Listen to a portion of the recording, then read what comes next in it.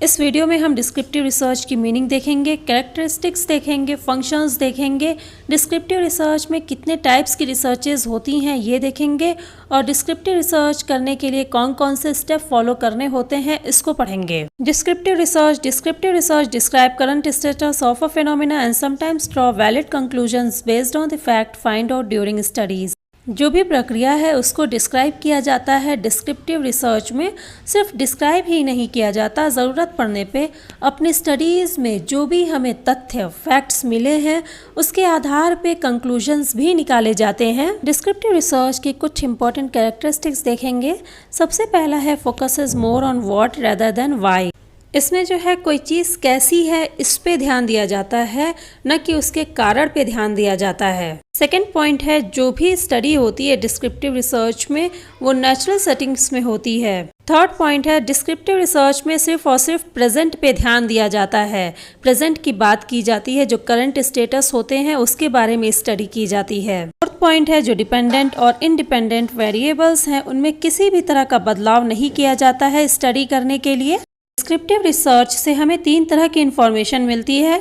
सबसे पहली है जिन भी वेरिएबल्स के बारे में हम स्टडी कर रहे हैं वर्तमान समय में उन वेरिएबल्स की क्या स्थिति है उसके बारे में डिस्क्रिप्टिव रिसर्च इंफॉर्मेशन देता है। For example, district education minister उन सभी करंट रीजन को स्टडी करने की कोशिश कर रहे हैं जिनकी वजह से लड़कियां जो है क्लास 10th के बाद एजुकेशन कंटिन्यू नहीं करती हैं। डिस्क्रिप्टिव रिसर्च की मदद से जो एजुकेशन मिनिस्टर हैं उनको सभी रीजंस का पता लगेगा जिनकी वजह से लड़कियां जो है क्लास 10th के बाद एजुकेशन कंटिन्यू नहीं करती हैं। दूसरी इन्फॉर्मेशन जो मिलती है डिस्क्रिप्टिव रिसर्च से, इससे हम कंपेयर करते हैं कि करंट सिचुएशन क्या है और हम क्या चाहते हैं कैसी होनी चाहिए।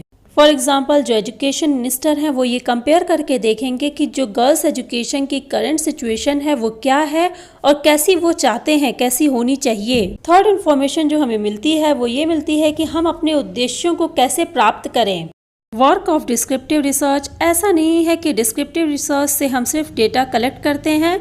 डेटा कलेक्ट करने के साथ साथ मेजरमेंट भी करते हैं, क्लासिफिकेशन भी करते हैं, एनालिसिस भी करने में ये मदद करता है, चीज़ों को कंपेयर करने में ये मदद करता है और फिर उसके बाद इंटरप्रिटेशन, रिजल्ट निकालने, कंक्लूजन निकालने में भी ये मदद करता है। Types of descriptive research, mainly 3 types की डिस्क्रिप्टिव रिसर्च होती हैं। सर्वे स्टडीज़, इंटर रिलेशनशिप स्टडीज़ और डेवलपमेंट स्टडीज़।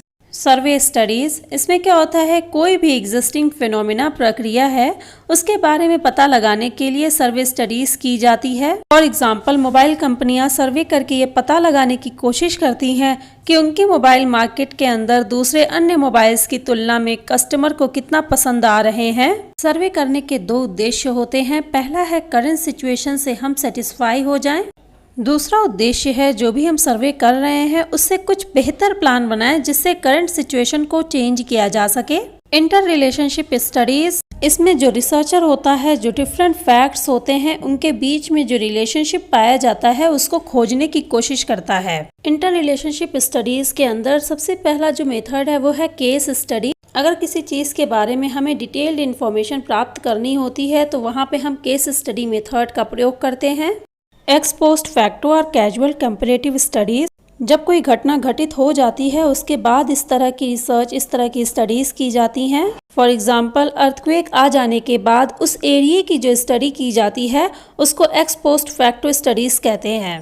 इस तरह की स्टडीज में जो रिसर्चर होते हैं वो ये जानने की कोशिश करते हैं कि जो घटना घटित हुई है वो क्यों घटित हुई है। इसमें इंडिपेंडेंट वेरिएबल्स को मैनिपुलेट करना पॉसिबल नहीं है। Correlation and prediction studies, correlation studies में ये देखा जाता है कि 2 वेरिएबल्स अगर हैं एक्स एंड वाई तो ये दोनों एक दूसरे को किस हद तक प्रभावित करते हैं या कितना एक दूसरे से जुड़े हुए हैं। प्रिडिक्शन स्टडीज, अनुमान लगाने के लिए इस तरह की जो स्टडीज होती हैं वो बहुत इंपॉर्टेंट होती हैं। इसमें क्या होता है अगर 2 वेरिएबल्स हैं उनके बीच के जो रिलेशनशिप है उसको अगर हम जानते हैं तो इसमें अनुमान लगाने में आसानी होती है कि अगर एक वेरिएबल को हम चेंज करेंगे तो किस तरह से दूसरा वेरिएबल जो है वो भी चेंज होगा। लॉन्गिट्यूडनल स्टडीज, इसमें एक ही सैंपल पे बहुत लंबे समय तक स्टडीज की जाती है। क्रॉस सेक्शनल स्टडीज, इसमें डिफरेंट सैंपल्स को लेकर के स्टडी की जाती है और बहुत लंबे समय तक स्टडी नहीं की जाती है। Steps of descriptive research. सबसे पहला है सिलेक्शन ऑफ द प्रॉब्लम, यानी हम उस प्रॉब्लम को, उस टॉपिक को सेलेक्ट करते हैं जिस पे हमें स्टडी करनी है। एक बार हमने जो है टॉपिक सेलेक्ट कर लिया, उसके बाद जो हमारा टॉपिक है हम उसको इस तरह से लिखते हैं कि उस पर रिसर्च की जा सके। थर्ड जो आता है वो आता है आइडेंटिफिकेशन ऑफ डेटा। डेटा की पहचान की जाती है। अपनी स्टडी के लिए हमें किस तरह की डेटा की ज़रूरत है, इसकी पहचान की जाती है थर्ड स्टेप में। फोर्थ स्टेप होता है सिलेक्शन और development of tools. Data collect करने के लिए बहुत सारे टूल्स जो है मार्केट में अवेलेबल होते हैं और बहुत सारे लोग खुद का भी टूल डेवलप करते हैं डेटा कलेक्ट करने के लिए। कुछ टूल्स जो होते हैं वो बुकलेट के फॉर्म्स में होते हैं जिसमें बहुत सारे क्वेश्चंस होते हैं।